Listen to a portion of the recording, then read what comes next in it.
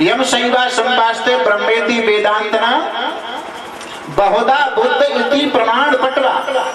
और बौद्ध धर्म वाले प्रमाण देने में चतुर होते हैं। करते थी नैयायिका, कर्ता तो न्याय शास्त्र वाले कर्ता को मानते हैं। अरहन नित्य जैन शासन रता, और जैनी जैन धर्म वाले अरहन देवता होता है उसको मानते हैं। कर्मेति मीमांसा, और मीमांसा शास्त्र वाले कर्म को मानते हैं।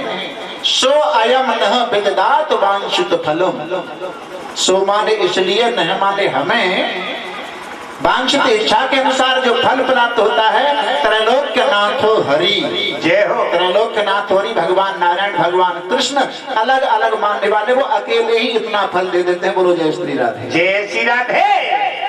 इतने कृष्ण दयालु देवता। समझाया और जाते जाते नारद जी महाराज ने 6 प्रकार की शरणागति, भगवान के समर्पण होने के लिए 6 प्रकार की शरणागति और बताई। वो सबके लिए है, चाहे कोई पढ़ा लिखा हो, चाहे अनपढ़ हो, चाहे कोई बहन बेटी हो, चाहे कोई देवता हो, कोई भी हो। और उनमें से 6 में से एक भी अगर कोई पकड़ लेता है तो संत तो रास्ता भटके हो तो उनको रास्ता सुलझाने के लिए आते हैं ना नारद संत। पहली शरणागति है अनुकूले संकल्प, पहली है 6 में से। अर्थ आज हवन हुआ है, संकल्प लिया है, भागवत कल से हो रही है तो संकल्प ये लिया जाए कि आज से हम धर्म के अनुकूल ही कार्य करेंगे। अच्छे काम का संकल्प लेना। अनुकूले संकल्प प्राप्त कूले शिवर्जनम, धर्म के विरुद्ध प्रतिकूल जो बातें हैं, वर्जन माने त्याग करना, उनको हम त्याग देंगे।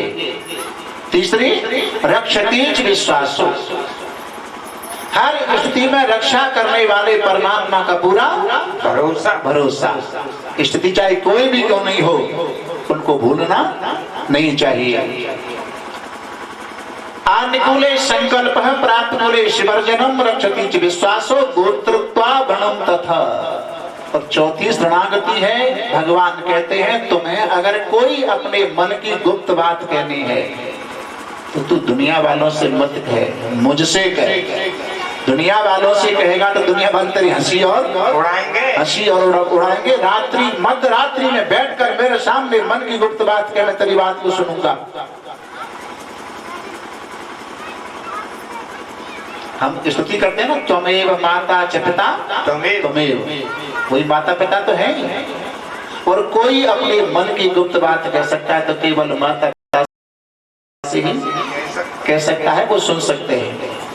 आत्मच्छेद कार्पण्य, 5वीं शरणागति है। अपनी इच्छा के लिए कुछ मांगना है तो दुनिया वालों से मत मांग, जो दुनिया को दे रहा है उससे मांगना। जनता से मत मांग, जनार्दन से मांग।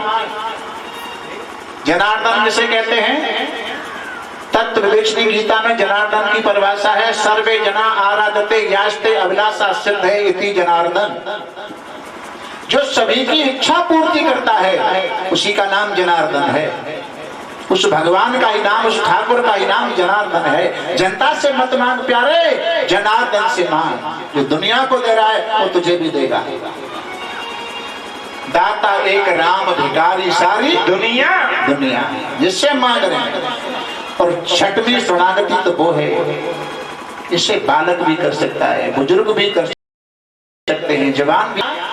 सार विद्या शरणागति, 6वीं शरणागति वो है, तू आश्रम नहीं लगा सकता, मंदिर नहीं जा सकता और कोई परिक्रमा वगैरह नहीं कर सकता तो भगवान कहते मेरी मूर्ति के सामने बैठ करके दिल से 2 आंसू तो निकाल सकता है। जय हो, रो तो सकता है?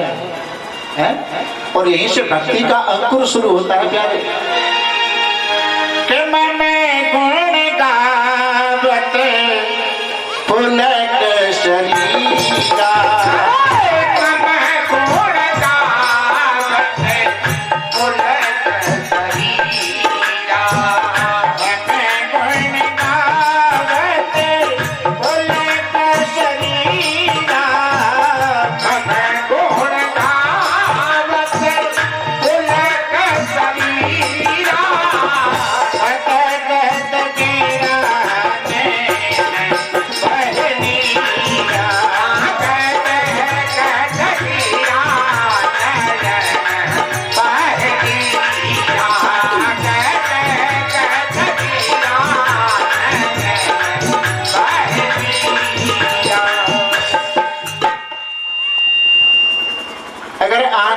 आंसू निकल जाए, आंख से आंसू निकल जाए तो आंख की जो गंदगी है ना वो आंसू के साथ निकल जाती है। आंख की गंदगी, आंख से रोने से आंख की गंदगी निकल जाती है। और कोई भीतर ही भीतर दिल से रोता है तो प्यारे उसके दिल की गंदगी निकल जाती है।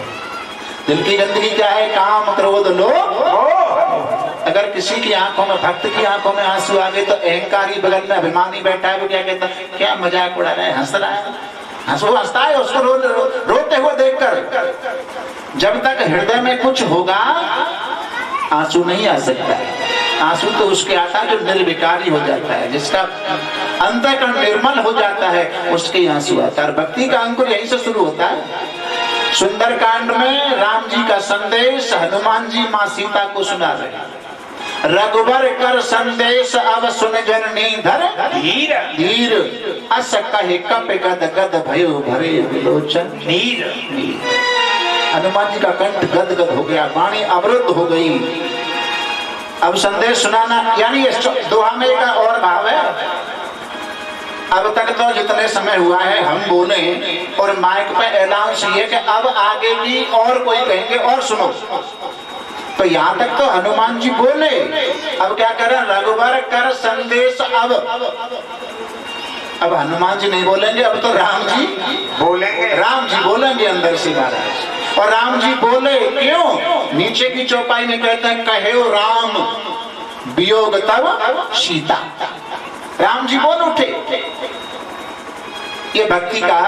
और एक चौपाई और, तत्व प्रेम और मम अब तोरा जानत प्रिया एक मन मोरा। हनुमान जी सीता का संबंध जो मानते हैं वो माँ का संबंध है। और प्रिया कौन कह सकता है? सीता जी को हनुमान जी प्रिया नहीं कह सकते, माँ कह सकते हैं। लेकिन प्रिया शब्द दिया है तो गोस्वामी जी कह रहे हैं कि हनुमान जी तो शांत हो गए, अब तो प्रिया कहना राम जी का शुरू हो गया है। वो कह रहे हैं प्रिया, जानत प्रिया एक मन होरा। एक मन और मन अलग अलग है, क्योंकि अंतःकरण सबके अलग अलग हैं, भावना भी अलग अलग होंगी। एक मन का अर्थ, एक मन अर्थ ये है, यानी इसी को चतुष्टय अंतःकरण कहते हैं। मन, बुद्धि, चित्त और अहंकार। मन से मनन होता है, चित्त से चिंतन होता है, बुद्धि से निश्चय होता है और अहंकार भाव तो है। एक मन मोरा, यानी अपने एक मन को संसार की तरफ से मोड़ लिया, वही मेरे और तुम्हारे इस परम तत्व को जान सकता है। और जिसका मन संसार के विषयों की तरफ लगा हुआ है वो हमारे तुम्हारे इस परम तत्व को जान नहीं सकता। भक्ति का अंकुर यहीं से शुरू हो गया। हम आए इस जगत में, बालक का जन्म होता है ना, जन्म लेते समय बालक रोता है और संसार वाले खुशी मनाते हैं, हंसते हैं। हम आए इस जगत में जगहा से हम रोई, अब ऐसी करनी कर चलो जाते हम हासे जग रो। संसार में आने के बाद लोगों को, भक्तों को ऐसा कर्म करना चाहिए कि जाने के बाद तुमसे पीछे लोग रोने लग जाए। मैं अपना साधारण एक आदमी, आपका बालक, 4 तारीख से 4 फरवरी से मेरी कथा हुई थी जाबरा के पास, और उन लोगों का प्रेम जब देखा तो 11 का भंडारा था, रोक लिया। बोले महाराज जी हमारे यहाँ 9वें दिन नहीं जाने देते। मैंने, हम तो भाई सब जगह से 9वें दिन आते हैं, भंडारे वाले दिन ही आ जाते हैं। बोले हम नहीं जाने देंगे, रुक गए। और 12 को जब आए तो ये लोग हमारे साथ में थे, साउंड वाला बालक भी था, सभी संगीत वाले थे। फिर वहां की हालत को देखते आप, पीछे देखा नहीं जाता, रोना शुरू हो जाएगा, उसी का जीवन सार्थक माना जाता है।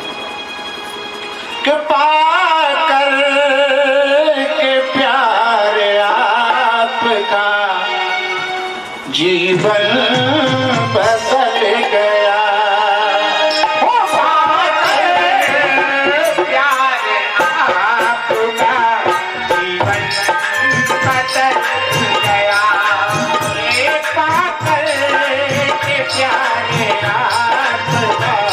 जीवन बदल गया।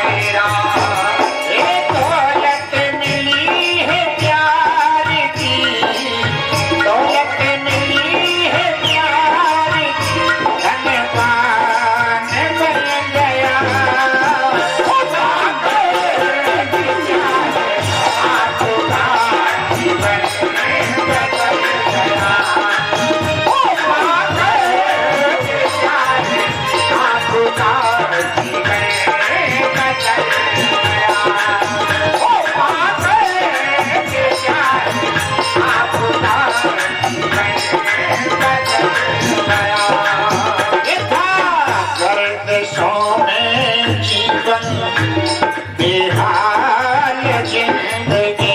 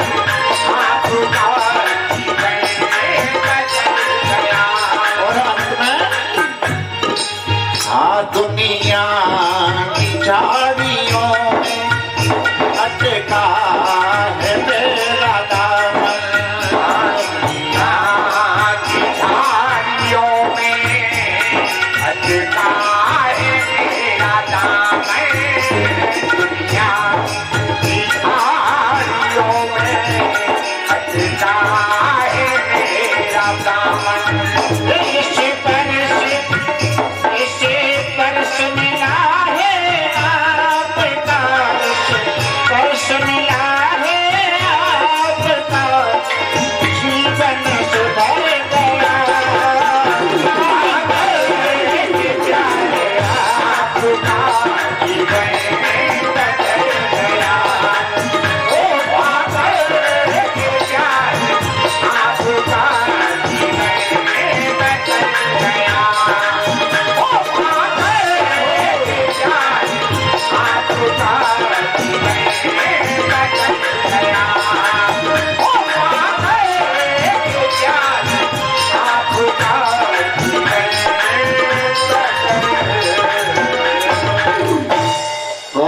भगवान की जय जय जय श्री राधे श्याम।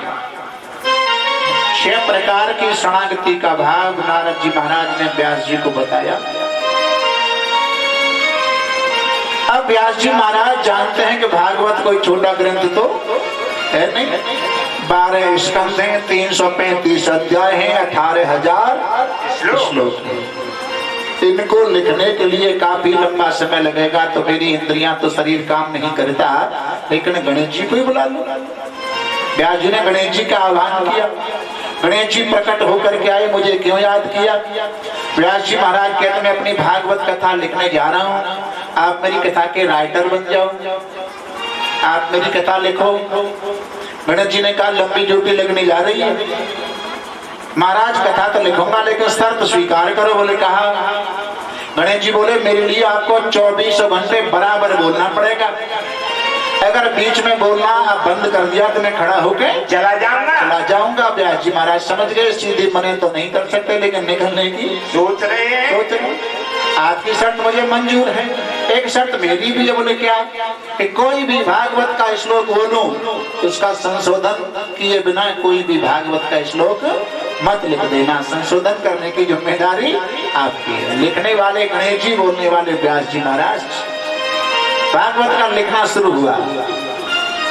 श्लोक बोलते जाते हैं, गणेश जी लिखते जाते हैं। सुबह से शाम होने को आई, व्यास जी की संध्या वंदन करने का समय हुआ। शर्त लगा चुके हैं बराबर बोलना पड़ेगा, संध्या वंदन करने कैसे जाएं।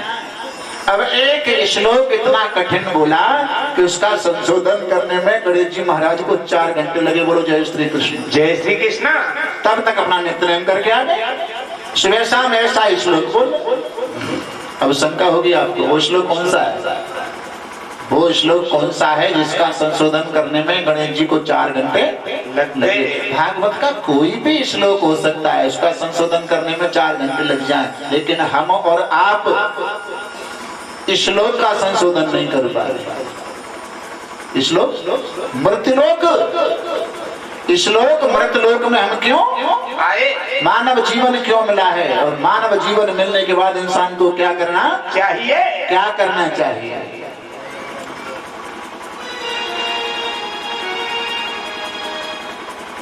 महाराज हनुमान जी के लिए आता है ना, राम काज कीने बिना मोहि कहा विश्राम। विश्राम। और विश्राम का एक पर्याय है आराम। विश्राम का पर्यायवाची है आराम। तो कोई भी, हम आप सब गृहस्थी लोग हैं, संत लोग हैं, कोई भी है, बोले अब थोड़ी देर कर लें आराम, ये संसार का काम हो गया, अब आराम कर लो। तो आराम की इच्छा होती है, आराम की तलब है। अगर इच्छा है, आराम की तलब है तो एक काम कर, आराम की तलब है तो एक काम कर, आ राम की शरण राम राम कर, जय हो गया आराम। उस आराम में भी राम राम करना है।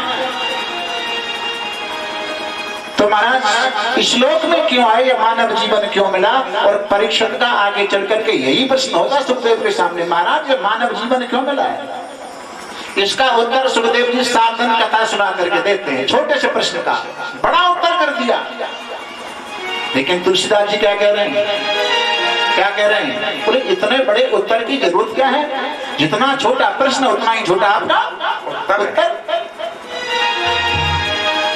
हम बता रहे थे एक दिन, संस्कृत के जो श्लोक हैं वो देव भाषा है, संस्कृत देव भाषा, यानी देवता संस्कृत नहीं बोलते, संस्कृत को ही समझते, उसको देव भाषा कहते हैं। और रामचरितमानस को लोग महत्व ऐसा देते हैं, कैसे, सत्संग आज 3 तारीख को लगे रहो, सत्संग वाले दिन वहां जहां सत्संग होता है वहां रामायण का पाठ होता है। तो हम लोग क्या कहते हैं, देखने वाला क्या बज गए, बोले 12 बज गए, बोले अभी तो रामायण शुरू भई होगी, रामायण है जान दो, बाद में चलेंगे। क्या मतलब ये रामायण कोई महत्व नहीं है, लेकिन महत्व है क्या, संस्कृत देव भाषा है, तो रामचरितमानस तो महादेव की भाषा है, महादेव की भाषा है रामचरितमानस। उमा कहूं में अनुभव अपना बता रही, महादेव की भाषा। आओ अपने उसी कथा के प्रसंग पर महाराज इस प्रकार गणेश जी के द्वारा, अच्छा श्लोक मैं थोड़ा कम पढ़ा लिखा हूं पर कोई बात नहीं है, श्लोक कम बोलूं तो हिंदी में समझ लेना, लेकिन श्लोक का लक्षण होता है, श्लोक सूत्र मंत्र चौपाई दोहा छंद सोरठा ये सब होता है। दोहा में होती है 48 मात्रा, 13 11 24 24 दूनी 48, 4 चरण। श्लोक के 4 चरण, श्लोके षष्ठम गुरु गेयम, पहले चरण में, श्लोक में पहले चरण में 6वां अक्षर, षष्ठम गुरु गेयम, गुरु होता है, दीर्घ होता है, महाप्राण होता है। श्लोके षष्ठम गुरु गेयम सर्वत्र लघु पंचमम, और 5वां अक्षर दोनों चरणों में, पहले और तीसरे चरण में 5वां अक्षर है वो लघु होता है, ह्रस्व होता है, अल्प प्राण होता है। द्विचतुष्पाद योर ह्रस्वम सप्तम दीर्घ मन्यो, दूसरे और चौथे चरण में 7वां अक्षर दीर्घ होता है, गुरु होता है और महाप्राण होता है। ये 3 मात्राएं होती हैं, ह्रस्व दीर्घ और पुलित। ह्रस्व 1 मात्रा, पुलित दीर्घ 2 मात्रा और 3 मात्रा पुलित की होती है, ऊष्च ऊष्च ऊष्च 3 मात्रा। श्लोक के षष्ठम गुरु गेयम सर्वत्र लघु पंचम द्विचतुष्पाद योर ह्रस्वम सप्तम दीर्घ मन्यो, तो क्षमा करना श्लोक अगर कम बोलूं तो कोई बात नहीं, क्योंकि समझ में तो परिभाषा तो आ जाए। इस प्रकार गणेश जी महाराज के द्वारा श्रीमद् भागवत कथा की रचना करवाई। अब भाव आया इसका प्रवचन कौन करे, क्योंकि विद्वताम भागवतम परीक्षा, भागवत में बड़े बड़े विद्वानों की परीक्षा हो जाती है। तो इसके प्रवचनकर्ता कौन हुए, परमहंसों की संहिता, सुखदेव जी महाराज, उनके जन्म के बारे में आता है। कैलाशे शिखरे रम्ये गौरी प्रत्यक्ष शंकर आधुनाम देव देवेशे मातृदम कुरु शंकर। कैलाश पर्वत पर भोलेनाथ और मां पार्वती विराजमान, और सती के और पार्वती के पति शंकर ऐसे पति हैं कैसे, या तो हमसे राम कथा सुनो या हमें कोई राम कथा सुनाओ। और इन दोनों कारणों से कोई फालतू काम लेकर के आता है तो भोलेनाथ समाधि में स्थित हो जाते, फालतू काम सुनना नहीं चाहते। अब नारद जी महाराज के मन में भाव आया कि अब तो मुझे कैलाश की तरफ चलना चाहिए, जहां पार्वती शंकर दोनों विराजमान। नारद, 3 अर्थ होते हैं नारद के।